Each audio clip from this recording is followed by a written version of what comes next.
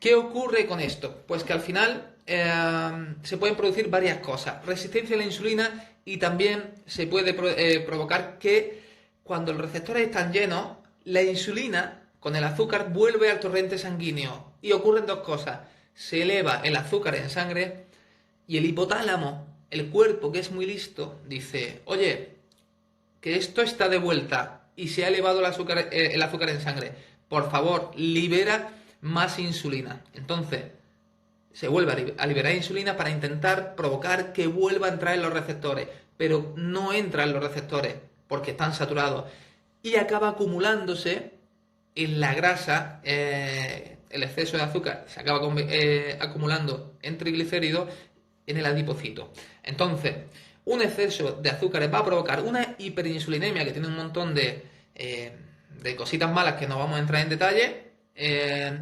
Como por ejemplo, lo más grave de todo sería que te vuelves diabético por exceso de trabajo del páncreas gastando insulina. Y otra cosa, pues que favorece la acumulación de grasa que si eres deportista, pues realmente no nos suele venir muy bien. La insulina es la encargada de acumular glucógeno. Es decir, si no tienes buen sistema de receptores y tu transporte de insulina con glucosa no es bueno, vamos a tener más problemas para acumular glucógeno en la musculatura. Ya sabéis que el glucógeno es la herramienta que el cuerpo utiliza de forma principal, sobre todo en los ejercicios de alta intensidad. Entonces, si tenemos problemas de resistencia a la insulina porque comemos mal y no hacemos trabajo de fuerza, que yo insisto mucho en eso, pues lo que va a ocurrir es que no se va a acumular bien glucógeno en la musculatura. Y si no se acumula bien glucógeno en la musculatura, pues no vamos a obtener ese beneficio de tener la energía rápida que nos hace falta en ciertos momentos. Seguimos adelante. A ver. Bien.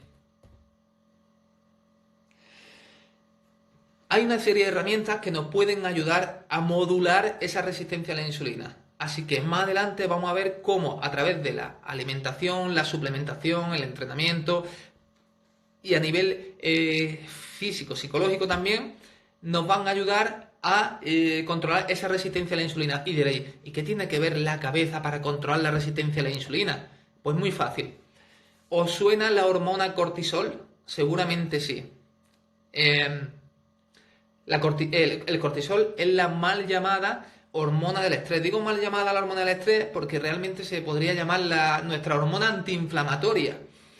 El cortisol y la cortisona, que eso sí que os suena más porque el que más y el que menos alguna vez en nuestra vida hemos tomado por desgracia cortisona porque a lo mejor hemos tenido algún tipo de inflamación, una reacción alérgica o lo que sea.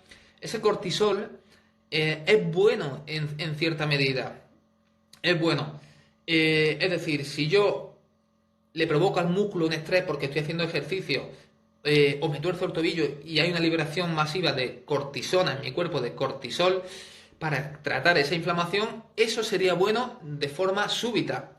Pero ¿qué ocurre si yo estoy en mi casa y estoy muy estresado y ahí lo relacionamos ya con psicológico y resistencia a la insulina? ¿Qué ocurre? Cuando a ti tú te haces una analítica, estén altos.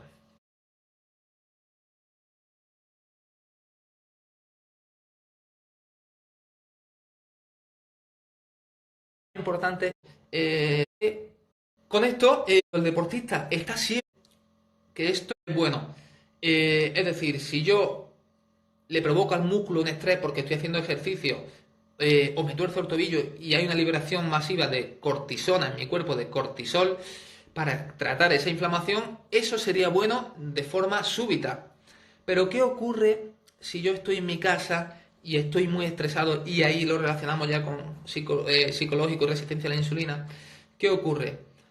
Cuando a ti tú te haces una analítica y te sale el cortisol alto, estando sentado en tu casa o sin hacer deporte o sin lesionarte, sin hacer nada, es que tu cuerpo se está peleando con una inflamación que está por debajo del umbral del dolor. Es decir, no duele, no sabemos qué es, pero tu cuerpo se está peleando con una inflamación. Y eso quiere decir que estás estresado, ¿no? A nivel interno. No tienes por qué sentirte estresado del trabajo o lo que sea. Puede ser que tu cuerpo, por exceso de entrenamiento, por mal descanso, por mil cosas, esté estresado. Si tu cuerpo está estresado, una de las cosas que ocurre es que empeora la sensibilidad a la insulina. Por lo tanto, hay gente que su páncreas funciona bien, tiene buenos entrenamientos, buena musculatura, pero tiene el cortisol por las nubes y al final se acaba volviendo resistente a la insulina. O sea que cierto grado de estrés puede ser positivo, pero cuando pasamos cierta barrera ya la performance baja, es decir, el rendimiento va a bajar sin duda alguna.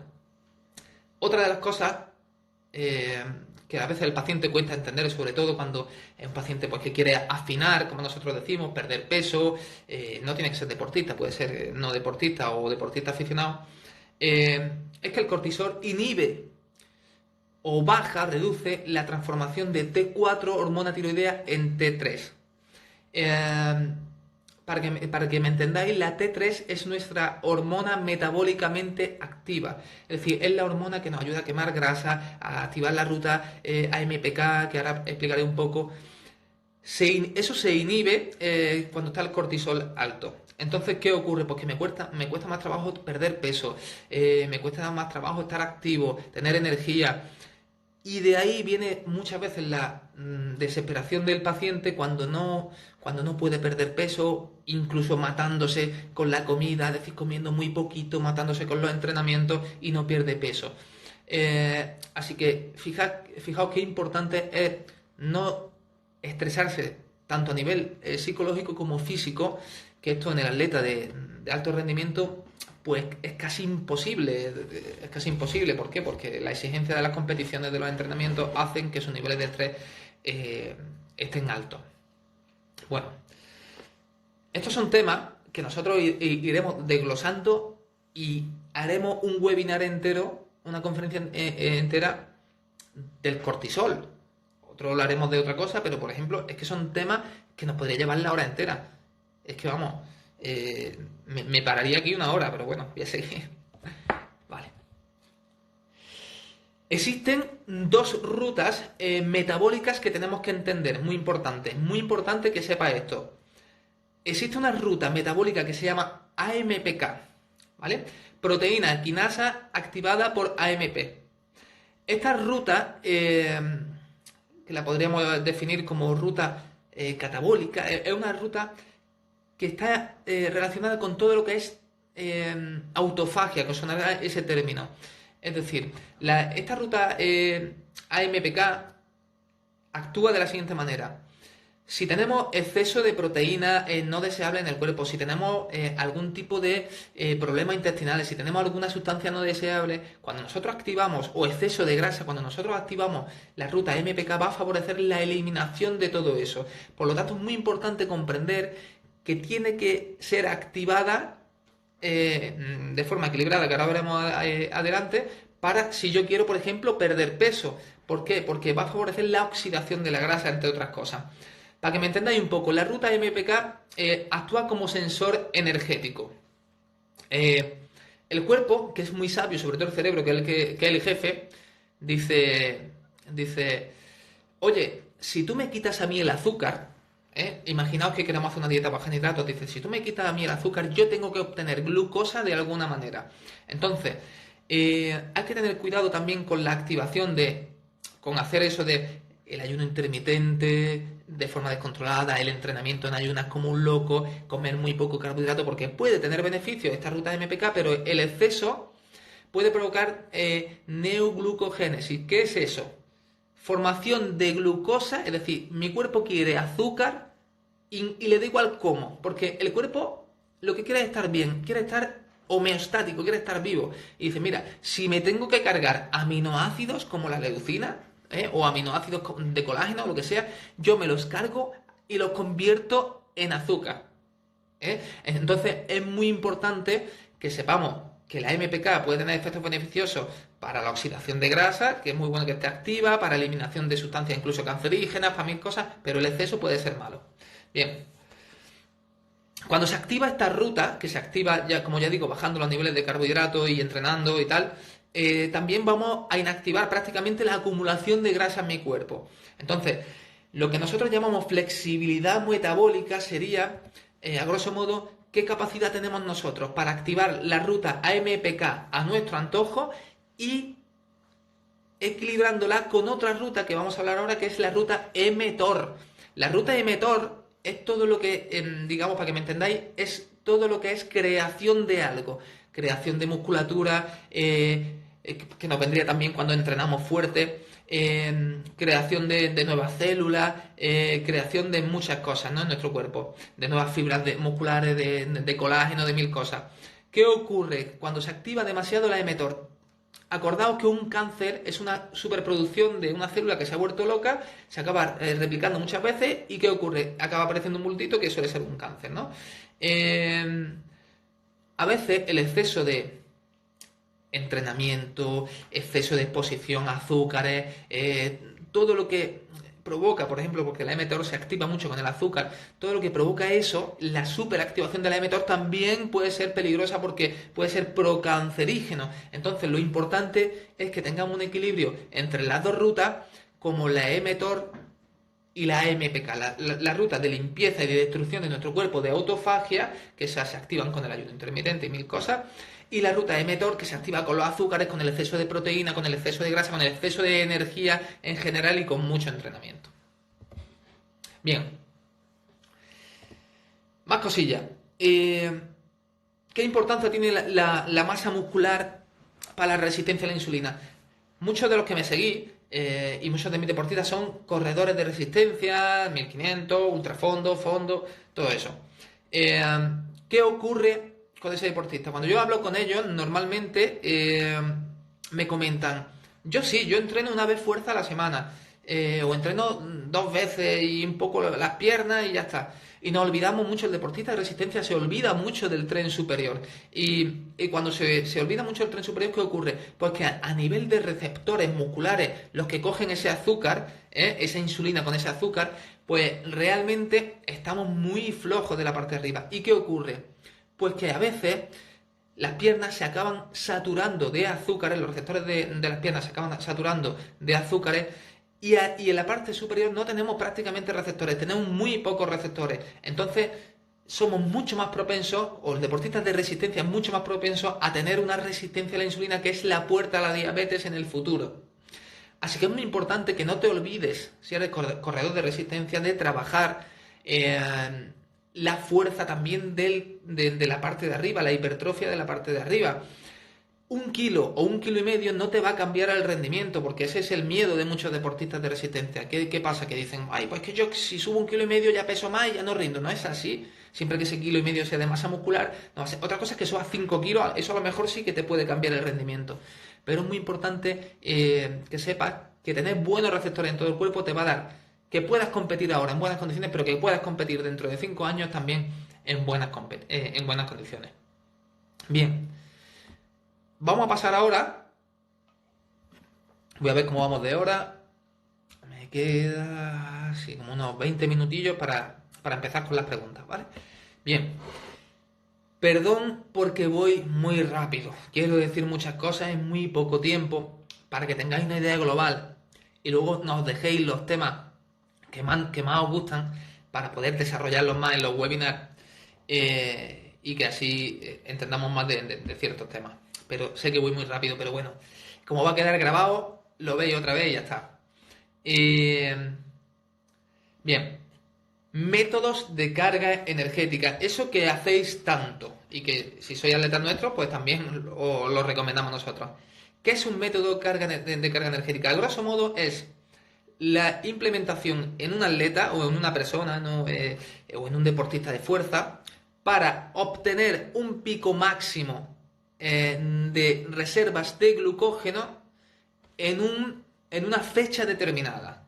Es decir, yo compito el domingo y yo el domingo quiero tener una carga energética, quiero que mis depósitos de glucógeno estén por las nubes. Bien, entonces practicaríamos una carga energética dependiendo del tipo de competición. Antes de hacer una carga energética, lo primero que yo tengo que hacer antes de hacer una herramienta nutricional, como puede ser cualquier carga energética, como puede ser cualquier tipo de dieta, es saber cómo yo estoy por dentro. Y de aquí os mando un mensaje. Es súper importante hacer una analítica en condiciones. Y no me digáis más eso de, no, es que yo estoy bien. Y me traéis la analítica donde se os ve colesterol, el triglicérido y la TSH. Esa analítica realmente sirve para ver cosas muy globales, ¿eh? Entonces, ¿qué ocurre? Que la analítica realmente, por ejemplo, la que nosotros mandamos, pues o bien te la suele hacer un seguro privado, o bien eres primo del médico, o bien la tienes que pagar. Muchos de nuestros deportistas, incluso con un físico increíble, te hablo o hablo de bestias físicas que tú las ves y dices, bueno, este tío, esta tía, es imposible que tenga ningún tipo de patología. Bueno, cuando nos han traído la analítica, o bien tenían resistencia a la insulina, o tenía la conversión de testosterona la tenía mal, o la función tiroidea no estaba bien. Y entonces empezamos a encontrar explicación sobre aquella baja de rendimiento, o aquel desmayo que tuvo, o por qué no avanza en su evolución, o simplemente, aunque tenga un buen rendimiento, podemos detectar algo que puede ser, como la resistencia a la insulina, puede ser muy peligroso de cara al futuro porque se puede volver diabético. Entonces, la importancia, antes de nada, de una buena analítica. Nosotros analizamos parámetros muy importantes como la testosterona, dihidrotestosterona, que es la parte útil, digamos, de la testosterona. Analizamos 7 hormonas tiroideas. Seguridad Social normalmente analiza una o dos o tres si ya le caes muy bien al médico. Entonces, es muy importante que sepamos que a veces tenemos que invertir en nuestra salud. A veces llegamos y nos compramos un móvil, un portátil, una bicicleta de 3.000 euros y nos piden a lo mejor 150 euros para una analítica súper completa y nos llevamos las manos a la cabeza. ¿Eh? Cuando a lo mejor deberías de dejar de coger esa bici si vieses tu analítica. Bien.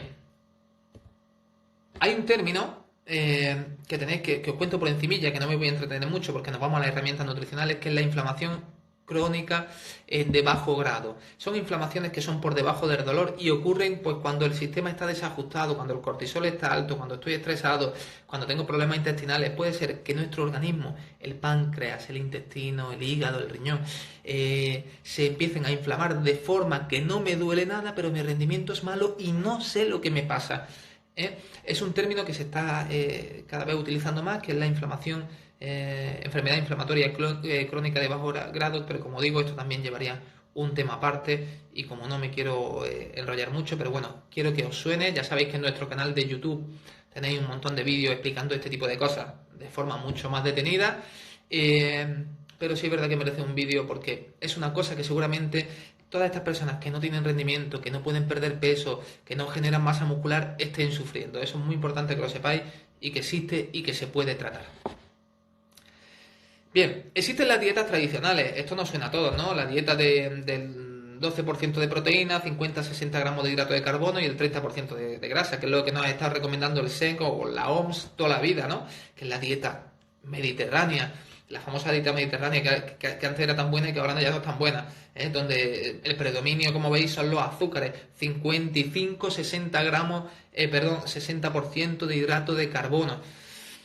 Bueno, prácticamente si siguiésemos esa dieta siempre, podríamos decir que vamos a ser siempre dependientes de los azúcares para tener un buen rendimiento. Entonces es muy importante que si sigue ese tipo de dieta, luego podamos meter otras estrategias nutricionales que me hagan sensible a la insulina de nuevo cuando mi cuerpo ya se harte de ella. Luego yo lo llamo, tengo aquí una foto de David Palacio, de aquí los saludos, que seguro que nos estará viendo, la dieta equilibrada del deportista de resistencia. Ese término me lo he inventado yo, no existe. Aquí, normalmente, el deportista de resistencia ya no mete 50-55% de hidrato de carbono. Suele meter 60% de hidrato de carbono y todavía sería más incorrecto si decimos incorrecto siempre y cuando lo utilices siempre y no haya ningún tipo de criba, ningún tipo de volver a resetear tus sensores de la insulina para que vuelvan a tener hambre de insulina y glucosa. Es muy importante que si estás siguiendo una dieta rica en carbohidratos, siempre, que muchos atletas que comen todos los días carbohidratos, de vez en cuando haga un parón, haga un reset con dieta cetogénica o dieta hiperproteica, lo que tú quieras, pero que tu cuerpo vuelva a tener ganas de esos azúcares, porque si no, al final habrá problemas. Y el deportista de fuerza suele hacer una dieta que tiene mucha más proteína, como norma, ¿eh? Bien. Herramientas nutricionales que ya esto sí que os va a gustar. Vale, empezamos. Os sonará mucho. Dieta, por ejemplo, dieta cetogénica. Os suena el término dieta cetogénica, ¿verdad? Que eso me lo preguntáis mucho. ¿Qué es la dieta cetogénica? La dieta cetogénica lo explico súper por encima para no entretenerme más, porque estoy viendo que una hora me da para hacer así y nada, así que iremos haciendo webinar más detenidos sobre temas en concreto. La dieta cetogénica, para que me entendáis un poco, se basa en utilizar 70-80%, más 80 que 70% de mi ingesta diaria en grasa, que sea grasa saludable. ¿eh? Eh, el restante 15-20% sería proteína y prácticamente el hidrato de carbono estaría desapareciendo. Objetivos importantes, no me voy a explicar no me voy a parar si es bueno o malo, siempre os digo que en su justa medida se puede utilizar y puede ser muy beneficiosa. Pero objetivos importantes que tiene. La dieta cetogénica va a intentar volver a tus receptores musculares sensibles a la insulina de nuevo. Va a intentar promover la utilización de mi grasa como combustible. Es decir, tanto la grasa que yo tengo acumulada como la grasa que yo ingiero. Entonces, fijaos qué ventaja con respecto a otro atleta. Imaginaos que van dos atletas de resistencia, por ejemplo, y los dos agotan sus niveles de glucógeno. Si uno de los atletas está mucho más acostumbrado a haber utilizado la grasa como segundo combustible en su dieta cetogénica, en ese caso sería el principal, ¿qué va a ocurrir? Pues que ese atleta, cuando bajen los dos a nivel glucogénico, este atleta va a seguir arriba porque va a ser mucho más eficiente utilizando la grasa. Bueno, luego a nivel psicológico, a nivel de focus mental, a nivel de concentración, a nivel de motivación, tiene muchos beneficios y también hay que tener cuidado porque el exceso puede alterar la función tiroidea. Vale. Bien, hasta que mi cuerpo, cuando hacemos dieta cetogénica, ya sabéis que a veces me decís los 2 o 3 primeros días, Roberto, no he podido entrenar bien, porque mi cuerpo está acostumbrado, como he dicho, a los azúcares. Entonces, hasta que encuentra la llave para utilizar la grasa como energía, en esa transición al tercer día, al cuarto día, tal, que ya empieza a encontrar la grasa como combustible principal, te vas a encontrar cansado. Por eso la dieta cetogénica es recomendable utilizarla al principio, cuando no estás acostumbrado, en los días de poco entrenamiento, en los días de entrenamiento más suave, en los días donde no tienes que pegarte una paliza. Eso sería ideal para empezar la dieta cetogénica. Al tercer o cuarto día, cuando ya tu cuerpo se acostumbra a utilizar la grasa, lo que ocurre es que te encuentras súper bien, vuelve la energía, te encuentras mucho más concentrado porque se liberan neurotransmisores, serotonina, dopamina, incluso a veces hasta te cuesta dormir porque se inhibe la secreción de melatonina, que es ese suplemento que tomamos a veces para conseguir dormir, así que es muy válido. El peligro viene cuando lo haces como modo de vida, que tu cuerpo puede dejar de producir ciertas hormonas y ciertas sustancias útiles para nuestro cuerpo. Bien, otra cosa más, que ni lo voy a comentar, porque este sí que tiene, el ayuno intermitente, que puede ser una herramienta súper beneficiosa para oxidar grasa, para reducir las calorías de forma fácil. Esto, si me lo preguntáis hace 10 años, te digo que es una locura, que no lo hagan nunca, pero los estudios cada vez más demuestran el beneficio del ayuno intermitente. Este será uno de los próximos vídeos que suba a YouTube, que llevo estudiándolo ya un montón de tiempo, llevo comparando estudios un montón de tiempo y ya hemos conseguido sacar conclusiones verdaderamente interesantes. Bien. Otro tipo de dieta sería la dieta antiinflamatoria, la llamada dieta antiinflamatoria. Consiste en meter alimentos antiinflamatorios como puede ser los omega 3 del salmón, del aguacate, del salmón, de las semillas de chía, ácidos grasos esenciales también con propiedades buenas como el aguacate. Este tipo de grasa, que sobre todo los omega 3 que tiene propiedades antiinflamatorias, sería ideal para cuando mi sistema está inflamado, incluso cuando estás lesionado. Nosotros recomendamos mucha grasa saludable. Lucas, Laura, os pueden contar como han estado comiendo bastante grasa saludable, mucho omega para intentar reducir la inflamación. También es ideal cuando me cuesta perder peso porque haya sospecha de que mi sistema esté inflamado y que no funcione bien. Pensad una cosa. Si yo como muy poquitas calorías, muy poquitas, hago deporte, intento perder peso y mi resultado es que engordo 300 gramos, es que algo pasa a nivel interno. Pero no te puedes cabrear contigo mismo, que eso es muy común, no te cabrees contigo mismo. Porque si te cabreas contigo mismo, encima te estás estresando, va a elevar cortisol y va a funcionar peor todavía. Tienes que entender, pues, que el sistema, o perder peso, o estar más fino, o estar más fuerte, no es que tú le das un botón y ya el cuerpo dice, perder peso, 1,5 kilos. Ya. No, si el sistema no funciona, la única solución es no rendirse. Como hemos dicho en la epigenética, si tú eres cabezota y sigues y llevas un mes cuidándote y no tienes resultados, pero sigue otro mes y no tienes resultados y sigue el tercero, al cuarto, cuando sea, tu cuerpo va a ceder. En esa réplica genética, al final, ¿qué va a ocurrir? Pues que tu cuerpo va a ceder y cuando cede, pues al final empezará a tener resultados. Pero es que el ser humano se cree que si lleva 10 años maltratando su cuerpo, en 3 días tiene que cambiar eso. Y eso no es así. Pues el coche no puede funcionar bien cuando está roto. Hay que repararlo. Vale. 5 minutillos. Madre mía. No tengo ni la mitad de la charla todavía. Así que, de esas que hemos hablado, ¿qué dieta sería mejor? Ninguna. Todas. Porque depende del objetivo. Depende del objetivo. Si quiero quemar grasa, si quiero tener más energía, si quiero que el hidrato de carbono me siente mejor después, si dejo de comer hidrato para que luego yo sea más sensible. Bien. Para eso, como hemos dicho, el término flexibilidad metabólica es muy importante, súper importante que tu cuerpo sea capaz de utilizar los azúcares. Cuando le quito los azúcares, que utilice la grasa. Que sea capaz de regenerar a través de los aminoácidos de las proteínas la musculatura. Entonces, que se liberen, que se active la ruta AMPK de limpieza de sustancias no deseables y de oxidación de grasa, y que se active la mTOR cuando quiera generar masa muscular. Eso es el término flexibilidad metabólica. Y por eso hay personas pues que a veces suben muchísimo peso, a veces bajan muchísimo peso, porque esa flexibilidad metabólica está jugando en su contra. Entonces tú tienes que ser muy flexible metabólicamente desde un estado saludable. Si eres flexible metabólicamente a nivel hormonal porque tu cuerpo es un desastre, es lo que llamamos una flexibilidad metabólica negativa, porque no eres estable. Así que el cuerpo es mucho más complejo que comer menos calorías, comer más calorías, tener más resultados, menos resultados. Bien.